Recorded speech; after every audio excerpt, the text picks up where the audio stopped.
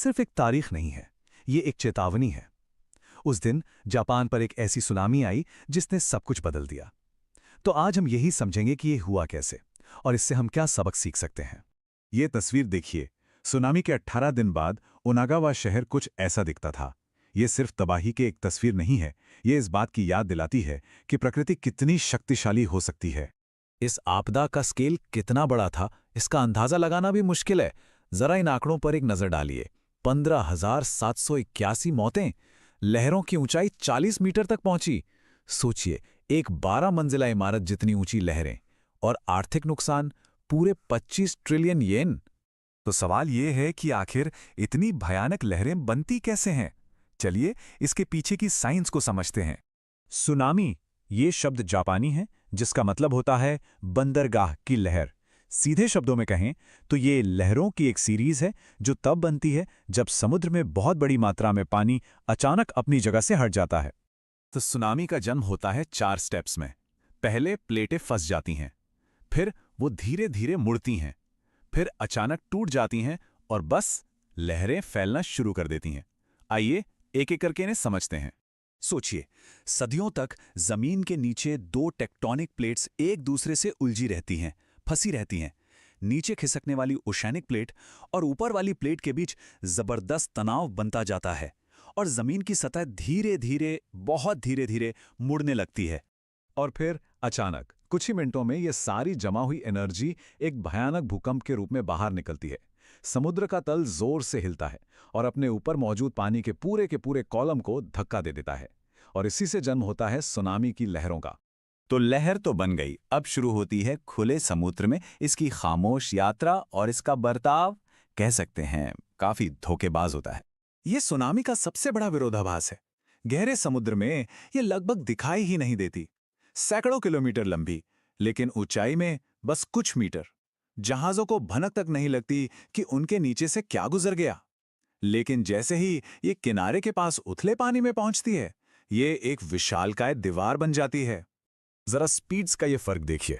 गहरे समुद्र में सुनामी 713 किलोमीटर प्रति घंटे की रफ्तार से चलती है, मतलब एक जेट प्लेन जितनी तेज। लेकिन किनारे के पास आते आते, जहां पानी सिर्फ 5 मीटर गहरा है, इसकी रफ्तार घटकर सिर्फ 25 किलोमीटर प्रति घंटा रह जाती है, एक छोटी मोटरसाइकिल जितनी। पर यही धीमी गति इसे और भी ज्यादा खतरनाक बनाती है। जापान को अपनी तैयारियों पर, अपने इंजीनियरिंग पर बहुत नाज था, लेकिन जब कुदरत ने अपनी पूरी ताकत दिखाई तो इन बचाव प्रणालियों का क्या हुआ? चलिए देखते हैं। यह है कामाइशी ब्रेक वाटर। एक जमाने में इसका नाम Guinness book of world records में था, दुनिया के सबसे गहरे ब्रेक वाटर के तौर पर। लेकिन 2011 की सुनामी के सामने ये भी नहीं टिक सका। तस्वीर बी में इसकी तबाही साफ देखी जा सकती है। प्रोफेसर शुनिची कोशिमुरा की ये बात इस सबक को बिल्कुल साफ कर देती है। समुद्री दीवारों को बनाते वक्त ये मानकर चलना चाहिए कि पानी ऊपर से भी आएगा और वो टूट भी सकती हैं। हमें सिर्फ कंक्रीट के ढांचों पर इतना भरोसा नहीं करना चाहिए। अब जरा जमीनी हकीकत पर नजर डालते हैं। ये एक सर्वाइवर के वीडियो से ली गई फुटेज है। वो पल जब सुनामी का बहाव ओनागावा में घरों को बहाना शुरू कर देता है। जब इस वीडियो का साइंटिफिक एनालिसिस किया गया तो पता चला कि जब वो घर टूटे तब पानी करीब 5 मीटर गहरा था और 6.3 मीटर प्रति सेकंड की रफ्तार से बह रहा था। तो इन नंबरों का असल में मतलब क्या है? इसका मतलब है कि बिल्डिंग की दीवार के हर 1 मीटर पर करीब 10 टन का फोर्स लग रहा था। सोचिए, दीवार के हर मीटर से एक एक ट्रक टकरा रहा हो। जाहिर है कोई भी आम इमारत इतनी ताकत का सामना नहीं कर सकती थी। इस आपदा में सिर्फ कंक्रीट की दीवारें ही नहीं टूटी, इंफॉर्मेशन सिस्टम्स यानी सूचना प्रणालियों का रोल भी बहुत कॉम्प्लेक्स था और अक्सर ये एक दोधारी तलवार साबित हुआ। ये एक बहुत ही हैरान करने वाला कॉन्ट्रास्ट है।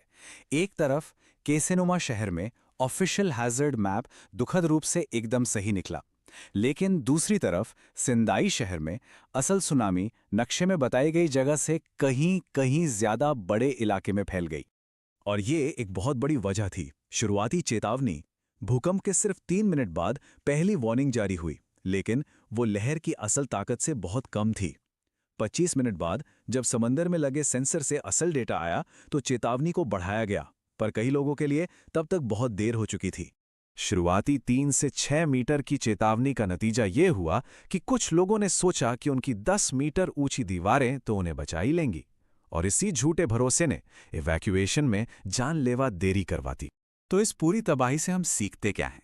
आखिर भविष्य में ऐसी त्रासदियों से बचने के लिए क्या किया जा सकता है? देखिए, जो सबसे बड़े सबक हैं वो बिल्कुल साफ हैं। पहला, समुद्री दीवारों जैसे हार्ड स्ट्रक्चर फेल हो सकते हैं और ये सुरक्षा का एक झूठा एहसास देते हैं। दूसरा, खतरे के नक्शे और चेतावनियां परफेक्ट नहीं हैं। तीसरा, तैयारी के लिए एक मल्टी लेयर्ड स्ट्रैटेजी चाहिए, इंजीनियरिंग भी, एजुकेशन भी और सही कम्युनिकेशन भी। और सबसे ज़रूरी बात, ज़मीन का जोर से हिलना, यही पहली और सबसे भरोसेमंद चेतावनी है कि फौरन वहां से निकलना है। ये सब कुछ हमें एक बहुत बड़े सवाल पर लाकर खड़ा कर देता है। जब हम प्रकृति की पूरी ताकत का सामना कर रहे हों, तो असल में तैयार होने का मतलब क्या है?